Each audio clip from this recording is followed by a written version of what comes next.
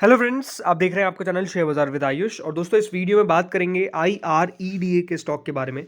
वैसे अगर आज देखा जाए तो IREDA में कुछ खास बड़ा मूव तो देखने को नहीं मिला। ज़रूर स्टॉक में आज गिरावट देखने को मिली। जब बाजार देखिए पूरा नीचे था तो स्टॉक में भी थोड़ी बहुत फॉल देखने को मिला, बट ऐसा भी नहीं कि बहुत बड़ा फॉल था। 122 रुपये 70 पैसे पे आज स्टॉक ने क्लोजिंग दी है। 1 रुपये 50 पैसे गिरा, ऑलमोस्ट 1.21% का फॉल देखने को मिला। एंड अगर आज का दिन देखेंगे तो शुरुआत अगेन अच्छी हुई थी 125 रुपये के आसपास। प्रीवियस क्लोज 124.20 का था। उसके बाद स्टॉक 126.40 तक गया, बट बाद में आपको स्टॉक में गिरावट देखने को मिल गई। और आज का जो दिन का लो था, ये बहुत इंटरेस्टिंग बात है कि 116 रुपये का दोस्तों आज इसका दिन का लो बना। राइट, बिल्कुल तेजी से नीचे गया। 116 रुपीज़ का इसका डे लो बना, लेकिन उसके बाद से शानदार रिकवरी देखने को मिली एंड स्टॉक फिर से दोस्तों ऊपर चला गया। एंड नो डाउट देखिए वहाँ पर स्टॉक ने एक, हम कह सकते हैं, आज पूरा कंसोलिडेशन करके दिखाया। लगातार इस लेवल पर आज स्टॉक कायम रहा। अब ये बात ज़रूर है दोस्तों कि सरकारी स्टॉक्स में शानदार तेज़ी देखने को मिल रही है। स्पेसिफिकली आप उन कंपनीज़ के अंदर देखेंगे जहाँ पर कुछ ना कुछ इंटरेस्टिंग होता हुआ नज़र आएगा, वहाँ पर ज़्यादा तेज़ी हो रही है। वैसे ही दोस्तों IREDA भी है। कंपनी को लेकर देखिए, हम कह सकते हैं जो शानदार अ, तेज़ी बनी है वो तो अपने आप में शानदार है ही है, लेकिन नो डाउट जब भी खबर निकल के आती है उस पर रिएक्शन भी स्टॉक का काफ़ी शानदार देखने को मिलता है। और ये बात आपको पता ही है कि दोस्तों कि बजट आने वाला है। एंड बजट के अंदर दोस्तों सरकार भी इस पूरे सेक्टर के साथ बहुत ज़्यादा फोकस करने वाली है, बहुत ज़्यादा इस सेक्टर के ऊपर फोकस करेगी। उसके पीछे का रीज़न है कि दोस्तों ग्रीन एनर्जी को बढ़ाना है, और इसीलिए ग्रीन फाइनेंसिंग बहुत इंपॉर्टेंट होने वाली है, जिसका इस बार सरकार के ऊपर सबसे ज़्यादा दोस्तों हम कह सकते हैं नज़र रहने वाली सरकार के ऊपर, कि सरकार ग्रीन एनर्जी के ऊपर क्या करेगी, ग्रीन एनर्जी फाइनेंसिंग के ऊपर क्या करेगी। लेकिन इसको लेकर अब बहुत सारी ऐसे मीडिया रिपोर्ट्स निकल के आ रही है जिसका हम कह सकते हैं पॉजिटिव इम्पैक्ट स्टॉक के ऊपर पड़ता हुआ नज़र भी आया था आज। बट इंपॉर्टेंट क्या है कि वो न्यूज़ क्या है वो हम समझने वाले हैं।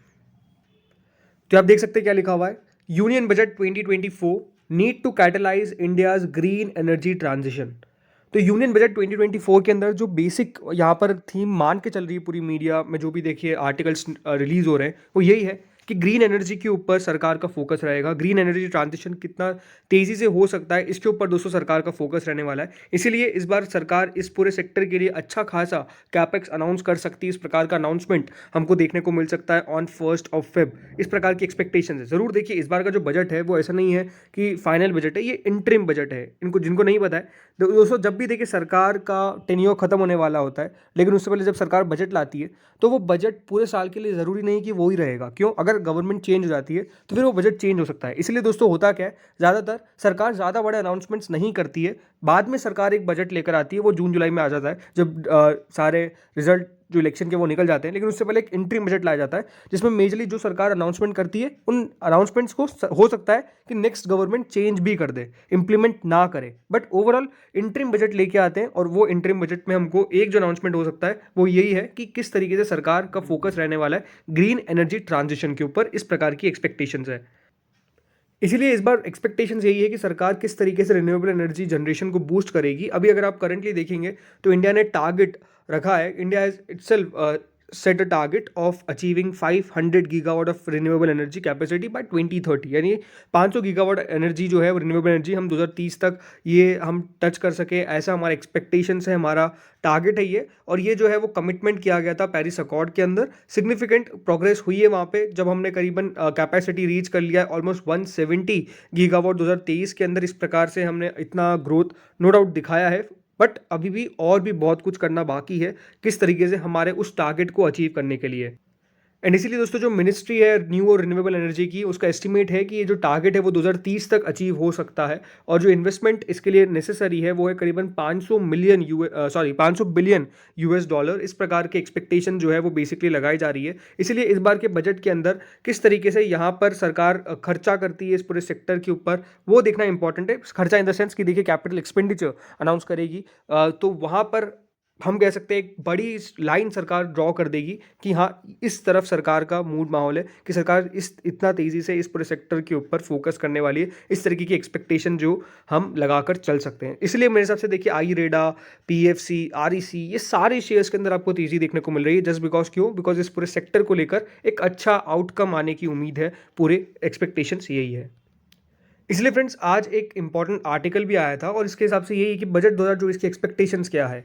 From removal of security transaction tax to sovereign green bonds. जी हाँ, सरकार एसजीबीज, लेकिन ये कौन से हैं? Sovereign green bonds, sovereign gold bonds नहीं। आपको पता है ऑलरेडी एक एसजीबी होता है, सोवरेन गोल्ड बॉन्ड। उसकी तरह ही सरकार सोवरेन ग्रीन बॉन्ड्स का भी अनाउंसमेंट कर सकती है इस बजट 2024 के अंदर। इस प्रकार की एक्सपेक्टेशंस है। और यही दोस्तों एक एरिया ऑफ इंटरेस्ट होने वाला है जहाँ पे पोटेंशियल है कि सरकार री इंट्रोडक्शन करेगी सोवरेन ग्रीन बॉन्ड्स का in the budget. Sovereign green bonds देखिए प्ले करते हैं क्रूशल रोल, किस तरीके से फंडिंग रिक्वायरमेंट्स है सेक्टर के अंदर, जिसमें विंड है, पावर है, हाइड्रो पावर है, और किस तरीके से सस्टेनेबल एनर्जी को सरकार प्रमोट करे। इसके लिए सरकार सोवरेन ग्रीन बॉन्ड्स का अनाउंसमेंट कर सकती है। स्पेकुलेशन यही है कि सरकार काफ़ी एलोकेशन करेगी, कैपिटल आउटले करेगी, किसके लिए? एनर्जी ट्रांजिशन फंड्स के लिए। और फोकस किसका होने वाला है? फोकस रहने वाला है कि किस तरीके से दोस्तों यहाँ पर सरकार ग्रीन हाइड्रोजन, एथेनॉल और अदर बायोफ्यूल्स को यहाँ पर प्रमोट कर सके, ताकि जो नेट जीरो ऑब्जेक्टिव है हमारा उसको हम फुलफिल कर सके। तो इस प्रकार की एक्सपेक्टेशंस है देखिए मार्केट की। नो डाउट देखिए एक्सपेक्टेशंस पे कितना सरकार का वो बजट खड़ा उतरेगा वो तो हमको पता चलेगा 1 फरवरी को। बट अभी तो अगर आप देखेंगे तो एक मूड माहौल क्रिएट हो सकता है। अब इसीलिए दोस्तों IREDA काफ़ी फोकस में रहने वाला है। IREDA नहीं कहूँगा, बाकी जो भी देखिए स्टॉक है जो इससे रिलेटेड है, भले वो PFC जैसे मैंने कहा, भले वो REC हो गया, ये सब काफ़ी ज़्यादा फोकस में रहने वाले हैं कुछ दिनों के लिए। जब बजट आएगा उस दिन तो काफ़ी रहेंगे ये सुर्खियों में। लेकिन हाँ ज़रूर देखिए IREDA के लिए सबसे इंपॉर्टेंट अभी तो ये है कि इसके जब नंबर्स आने वाले हैं 20 तारीख को, 20 तारीख को याद रखिएगा कंपनी अपने थर्ड क्वार्टर के नंबर्स पेश करेगी। तो वो जब 28 को रिजल्ट्स निकल के आएंगे वो बहुत फोकस में रहेंगे, बिकॉज अगर नंबर्स कंपनी ने अच्छे पेश किए तो अच्छी बात है। बट अगर हाँ वहाँ पर नंबर्स खराब आ गए तो थोड़ा सा मूड माहौल खराब मतलब बिगड़ सकता है, ये मैं ये कह सकता हूँ, थोड़ा बहुत खराब हो सकता है। इस प्रकार की एक्सपेक्टेशंस आप कर सकते हैं। बट ओवरऑल ये है कि हाँ नंबर्स कैसे निकल कर आएंगे वो तो हमको पता चलेगा 20 तारीख को। बट उससे पहले स्टॉक में तो जो मूव आया वो शानदार आया, क्योंकि स्टॉक ने अपना एक ओवरऑल जो इंपॉर्टेंट हर्डल था उसको क्रॉस किया और लगातार जो कंसोलिडेशन कर रहा था 100 रुपये के आसपास, उसको क्रॉस करके स्टॉक फिर से ऊपर गया। लेकिन ये बात जरूर है कि देखिए ऊपर में अब फिर से कंसोलिडेशन हमको स्टार्ट होता हुआ नजर आ रहा है। अच्छी बात ये है कि कंसोलिडेशन होना चाहिए ताकि दोस्तों एक स्टॉक बेस क्रिएट कर ले। आज देखो 116 तक स्टॉक में तेजी से गिरावट आ गई, बट उसके बाद अगर आप नोटिस करेंगे तो स्टॉक तेजी से रिकवर क्यों कर गया? रीजन सिंपल है कि स्टॉक का एक स्ट्रॉन्ग सपोर्ट क्रिएटेड है और वहां पर बाइंग बार बार देखने को मिल रही है।